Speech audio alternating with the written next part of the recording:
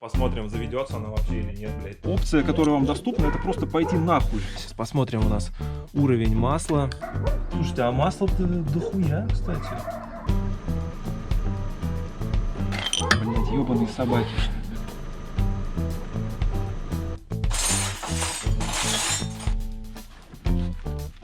Основные, значит, проблемные места. Сейчас будем ставить зимнюю резину.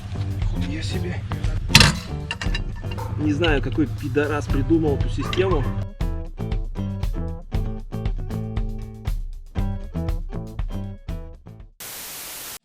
Всем привет, дорогие друзья, рад вас видеть у себя на канале. На улице уже пиздец как холодно, осень настала. Сегодня у нас 16, по-моему, октября. А это значит, что пора бы как бы уже закругляться. Сезон уже закончился, блядь. Кабриолет еще до сих пор у меня стоит в гараже, не подготовленный. В сегодняшнем видео мы с вами будем, значит, заниматься подготовкой нашего кабриолета к зиме. Как бы это ни звучало, конечно, блядь, я зимой на нем вообще не езжу. Но, тем не менее, я думаю, что стоит провести некоторые манипуляции и процедуры, чтобы в случае чего мы могли сесть на него и ебануть прямо по сугробам, если моя вторая машина сломается. Что ж, в этом видео я вам расскажу, что нужно сделать со своим кабриолетом перед тем, как встречать зиму. Погнали! Открываем заветную дверь и попадаем вот в такую вот Нарнию, блядь, где живет вот это существо Opel Astra Twin Top. Что ж, давайте немножечко раскидаем план действий, что сегодня будем делать вообще. С чего начнем? Начнем, я думаю, вот с этого АКБ, который нужно поставить под капот. 72 ампер-часа, пиздец какой тяжелый. Если вы дистрофик и весите ниже 50 килограмм, то не советую вам связываться с такими АКБ. Вы себе позвоночник нахуй сломаете, когда будете его устанавливать. Да, кстати, сегодня небольшой дисклеймер. В видео, возможно, будет присутствовать мат немножечко. В принципе, если это оскорбляет ваши чувства, то ну просто идите на. Так, по плану действий. Сейчас ставим АКБ, заводим машину, прогреваем ее хорошенько и будем уже заниматься непосредственно подготовкой. Подготовка себя будет включать осмотр основных механизмов и элементов крыши, смазка. Будем смазывать силиконовой смазкой вот эти вот уплотнители между секциями. Смажем стекла. Далее поменяем колеса, разумеется, на зимние. Поменяем коврики на зимние. Сейчас там стоят обычные тряпочные, летние. И, собственно говоря, наверное, проверим все жидкости, масло, антифриз и так далее. Сейчас, значит, ставим аккумулятор и прогреваем машину. Зачем ее прогревать? Объясняю. Сейчас на улице довольно-таки холодно, как я уже говорил. И в связи с этим провода, которые идут у нас вдоль секции крыши, вот здесь вот, которые непосредственно подвергаются физическому контакту, то есть они изгибаются при процессе складывания крыши, они могут быть повреждены, так как от холода они дубеют, становятся ломкими. И если в мороз или в холодное время года открывать крышу, то они могут просто, блять, сломаться. Просто провод ломается и все. У меня было уже такое. Вот где-то примерно в этом месте. Я целые полгода ебался, пытался найти причину. Уже все облазил, все форумы перечитал. И хорошо, что ребята с WhatsApp комьюнити мне помогли. Не помню, как чувака звали, Тимур, по-моему. Он мне подсказал, что может быть обрыв где-то здесь. Так и было, блядь. Что ж, друзья, давайте сейчас поставлю АКБ и будем заводить нашу тачку. Посмотрим, заведется она вообще или нет, блядь.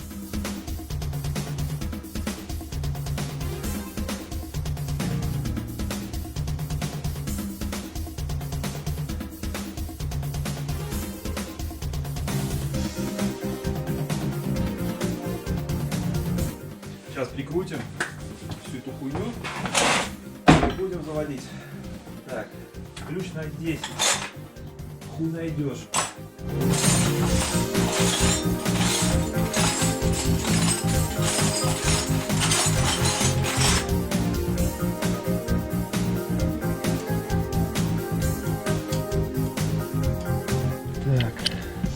заводим.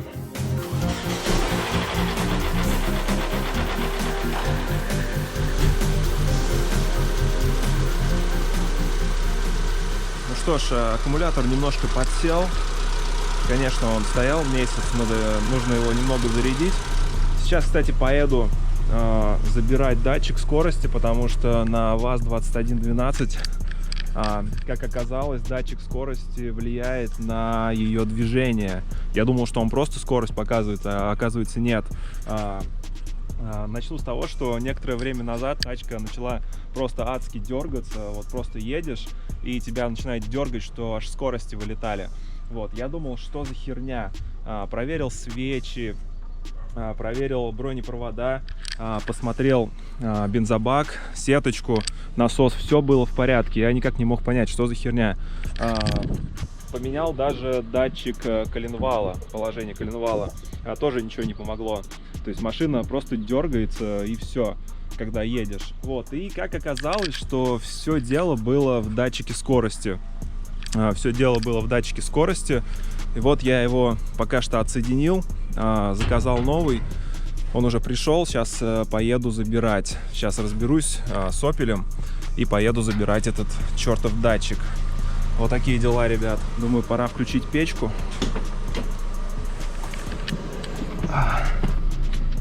Да, аккумулятор почти сдох уже, вон горит значок до сих пор.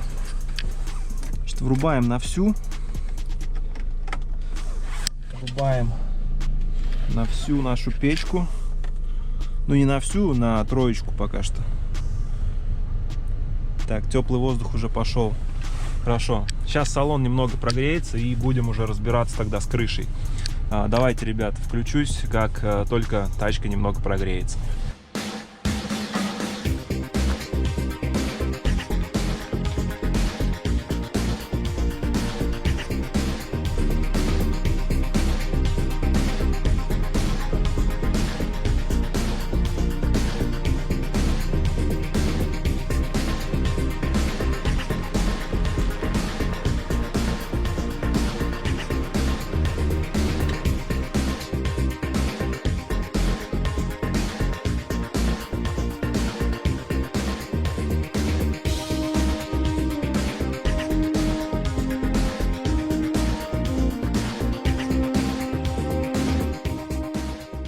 Перемещаемся в наш лакшери салон Opel Astra Twin Top, 2008 год выпуска, черный.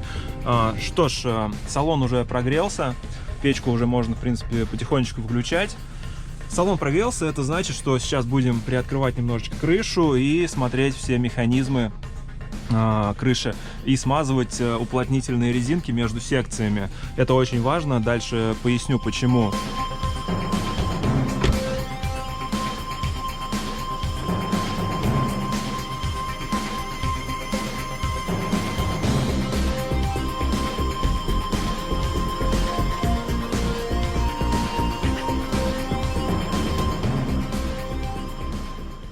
Вот так наша крыша, собственно говоря, выглядит в полуразобранном состоянии. Машину я не глушу, потому что аккумулятор полудохлый. Его может не хватить на то, чтобы закрыть эту крышу. Пусть пока заряжается. И сейчас же покажу основные, значит, моменты, основные, значит, проблемные места, где именно в этой модели Opel Astra Twin Top могут вас подстерегать проблемы с крышей. Значит, смотрите, вот это у нас идет первая секция, вот это вторая, вот это третья. Между ними идут вот такие вот провода. Этот провод идет у нас от концевиков. Концевики — это вот такие вот штучки, которые входят вот в эти вот отверстия и там фиксируются. Значит, первая и самая распространенная проблема, если у вас крыша вот на таком вот этапе встает, когда вы просто пытаетесь ее открыть, это вот эти вот именно концевики, а точнее жгут, который где-то надламливается. Я не буду сейчас разбирать потолок, там просто этот жгут подходит вот к этим вот концевикам. Он идет у нас по вот этой вот трапеции, здесь переходит, значит, далее во вторую секцию. Все стянуто у нас стяжками для того, чтобы он лишний раз не болтался и не цеплял. Значит, далее он переходит у нас на третью секцию. Здесь небольшая пластиковая защита. И вот здесь вот он выходит и идет прямиком вот сюда. Дербанить не будем. Короче, там под крылом у нас находится электронный блок управления крышей. Вот эти вот места советую вам тщательно изучить, если вы обнаружили проблему вот такого вот характера, когда крыша просто встает и не закрывается, не открывается. Ну а мы тем временем начнем наше мероприятие. Осматриваем механизмы. Я недавно ее всю смазывал, поэтому смазывать ничего не надо. Если вы давно не смазывали крышу, то советую это сделать, но не солидолом, разумеется. Есть специальные смазки для механизмов. По-моему, для мотоцепей тоже подходят. Вот. Мы же займемся просто протиркой силиконовой смазкой вот этих вот резинок.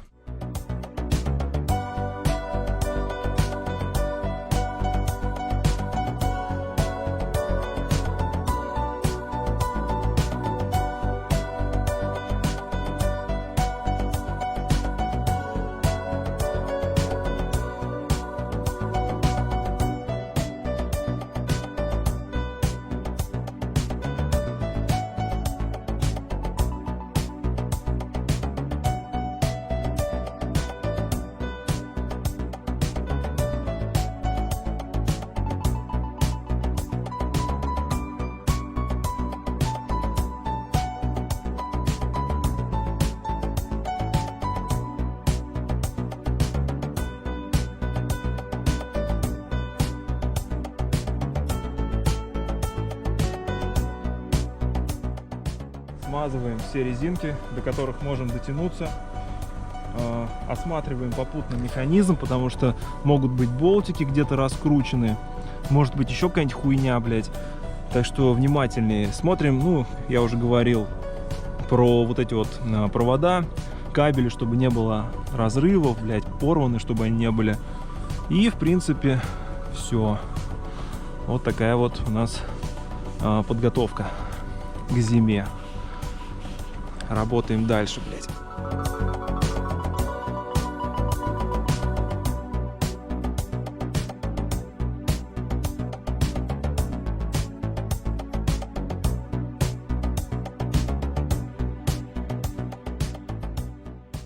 Что ж, друзья, вот мы быстренько протерли все резинки. Быстренько, потому что в таком положении крышу оставлять надолго нельзя. Во-первых, она начинает сигнализировать, пищать. Во-вторых, это идет износ, значит, как он называется? В общем, штуки, которая отвечает за гидравлику, гидравлический насос, вот, вспомнил. Идет износ этого насоса. И, кстати, если у вас крыша вообще не держится в статическом положении, это значит, что насос у вас либо неисправен, либо нужно заменить гидравлическую жидкость, имейте в виду. Теперь давайте отдельно вам поясню за стекла, почему их тоже следует протирать вот такой вот силиконовой смазкой. Ну, не такой обязательно, блядь, любой. Почему их нужно протирать? Потому что, смотрите, они у нас безрамочные окна. И зимой вот эта вот часть стекла может примерзать вот к этой вот бархотке, к этой резинке. Поэтому, чтобы не было у нас никаких примерзаний, чтобы не оторвать нахуй просто кусок вот этой вот резины как-нибудь, когда будет мороз, нужно края вот этих вот стекол, как передних, так и задних, немножечко протереть силиконовой смазкой. То есть наносим немножечко смазки, немножечко. И, блядь, вот таким образом протираем. С окном ничего не будет, нахуй страшного. Зато вы будете точно знать, что у вас, блядь, не оторвет половину резинки, которую вы хуй найдете потом где. Ни на каких, блядь, барахолках и ни на каких емиксах и хуемиксах нету именно вот таких вот, блядь, резинок. Поэтому смотрите. То же самое, значит, разумеется, нужно будет провести и с той стороны. Все, погнали дальше. Сейчас мы достанем наши зимние коврики. Вот здесь они у нас любезно сложены. Так, один. Блять, это что за хуйня? Один, второй, третий. Зачем менять коврики? В принципе, можно их, блядь, и не менять, конечно, было. Все равно машина по большей части стоит. Но, тем не менее, знаете, вот так придется куда-нибудь поехать, блядь, и запираешься с грязными кроссовками на вот этот вот коврик шерстяной. И ему просто наступает пиздец, блядь. Потом его хуй отмоешь чем. Поэтому лучше сразу резиновые поставить в зиму, я считаю. Конечно, они не такие крутые, блядь, не такие красивые, как вот эти вот тряпочные заводские, но тем не менее практичность у них явно выше, блядь. Давайте. Сейчас убираю, значит, все летние коврики и за место них ставим зимний.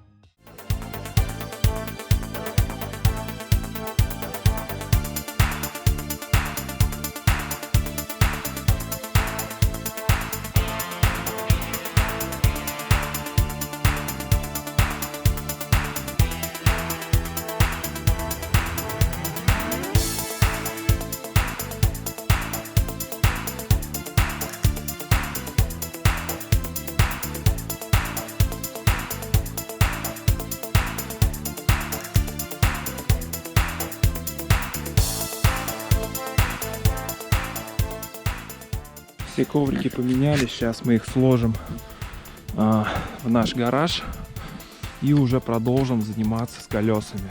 Так, все, пару колес уже притащил. Сейчас возьму еще 2 на ту сторону и будем их устанавливать. Блять, боюсь, джинсы я, наверное, измажу просто в хлам. Поэтому сейчас переоденемся. Оденем. Блять, тяжелый, сука. Ёбаный в рот, блядь. Джинсы из секонд-хенда за 350 рублей, блядь. За 40 гривен штаны. Сейчас, короче, переоденемся в специальную форму, блядь, рабочую вот такую. Будем в ней уже заниматься с этими блядскими колесами. Ну что ж, друзья, вот все и готово к смене резины. Вот я тут все разложил любезненько. Сейчас предстоит нам снять эти ебаные 5 колпачков сначала. Не знаю, какой пидорас придумал эту систему, но здесь определенно понадобятся некоторые навыки, чтобы снять эти колпачки. Блять. При этом не разъебать себе диск или вот эту вот центральную вставку, блять. В общем, снимаем колпачки. Как будет что-то интересное, я выйду на связь снова. Пока что занимаемся вот этой вот хуйней, блядь. Я себе. Это так хуй свернешь, блядь. Охуеть, блядь.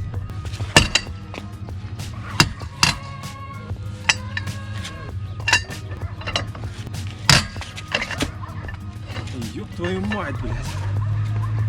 Можно ебало разбить, блядь, пока снимешь эти болты, блядь. Один болт прикипел просто нахуй.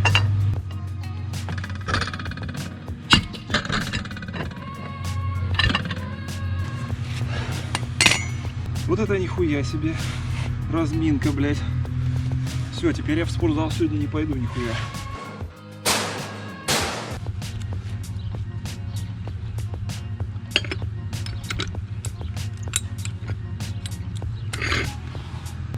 Ребят, если вы пользуетесь таким же донкратом, как я, то я вам сочувствую. Это просто пиздец, какая неудобная хуета.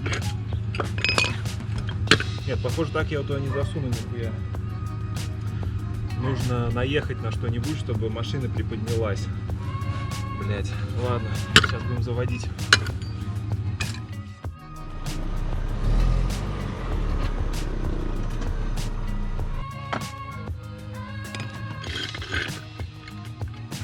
Куртку жалко, сука.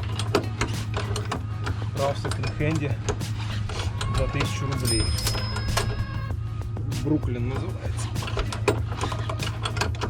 Как район в Нью-Йорке, блять, где Ваха Бруклин живет. Засажу, говорю, я понял, с кайфом, засажу принцессу. Весь интернет меня увидит, Вася, интернет. Так, ну все, получилось у нас поднять машину все-таки. конечном итоге. Сейчас будем заниматься процессом. Блять, что за хуйня опять? Ёбаный рот, блин. Я что, болт один не открутил, что ли? Блять. Так, ну что, открутил я наконец-то блядское колесо. Вон, ключ даже погнул. Охуеть, блядь. Какие усилия потребовались. Вот, сейчас будем ставить зимнюю резину. Кстати, предыдущий владелец, Артем, он вообще никогда зимнюю резину практически сюда не ставил. Блядь, ебаные собаки. Он никогда зимнюю резину сюда не ставил, потому что он живет в Геленджике, она там, в принципе, нахуй не нужна. Единственное, когда он ее ставил, это когда он ездил на Розу Хутор в горы. Но у нас, как вы понимаете, никаких гор здесь нету, блядь. Здесь только равнина, блядь, как в Казахстане. Вот, поэтому мы ставим зимние колеса для того, чтобы просто не охуеть зимой. Когда будем пытаться выехать отсюда, блядь, когда тут сугробы 3-метровые будут. Вот, да, кстати, это вполне обычная история, когда ночью зимой идет снег, а утром вы просыпаетесь и обнаруживаете то, что, блядь, никакой трактор, никакую улицу вам не прочистил. Соответственно, если вам нужно идти на работу, то единственная опция, которая вам доступна, это просто пойти нахуй, потому что дорога не расчищена. Вот, собственно, поэтому мы сейчас будем ставить зимние колеса, чтобы в случае чего мы могли хотя бы с наскоку, блядь, выскочить на главную дорогу, которая отсюда в 400 метрах. Вот, попытаться. Ёб твою мать, как снять-то, блядь? О, вот такие дела, друзья. Давайте, как будет что-то интересное, так я снова включу камеру. А пока что здесь смотреть особо нехуй. Сейчас буду менять по кругу все 4 колеса. Давайте.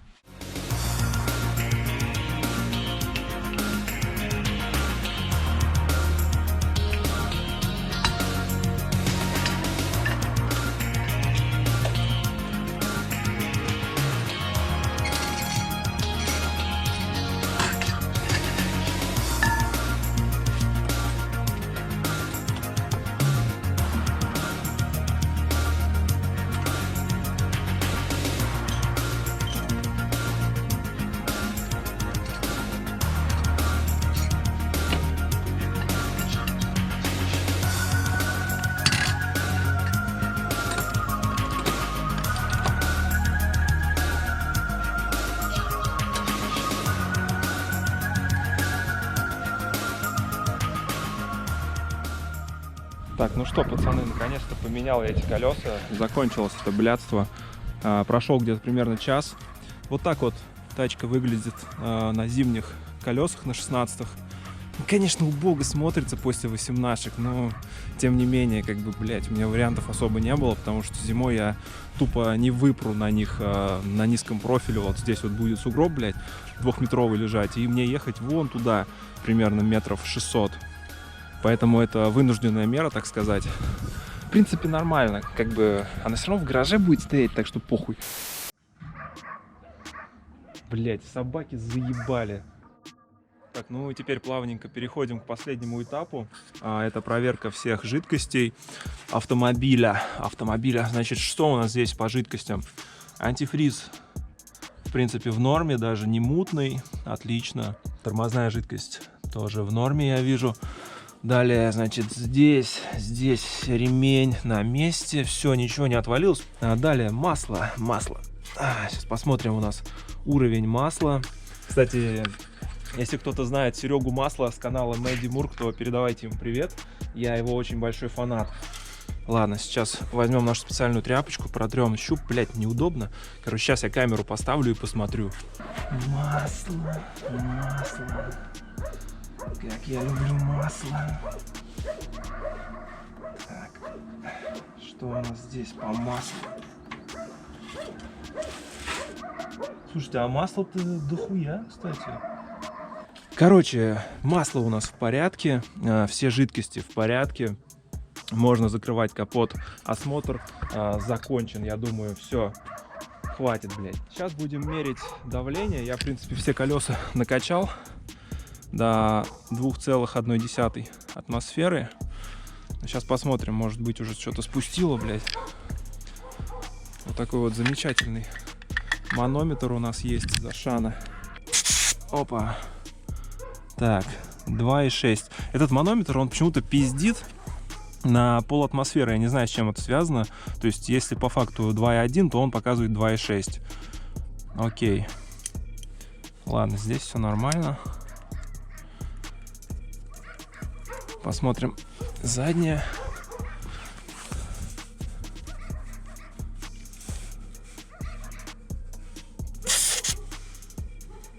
Так, здесь аж 2,7 показывает. Ну, тоже заебись. Все, те колеса я уже проверил за кадром, там все окей. Надеюсь, они не спустят у нас через полдня. Так что, в принципе, я думаю, можно итожить эту серию и заканчивать. Ну что ж, друзья, это видео подходит к концу.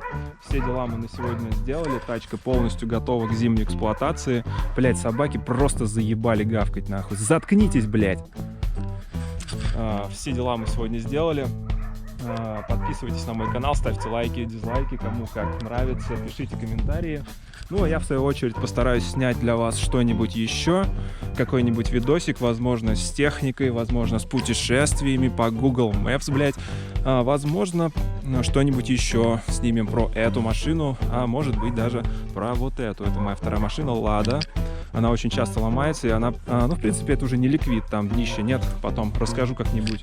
Все, ребят, с вами был Евгений, всем пока.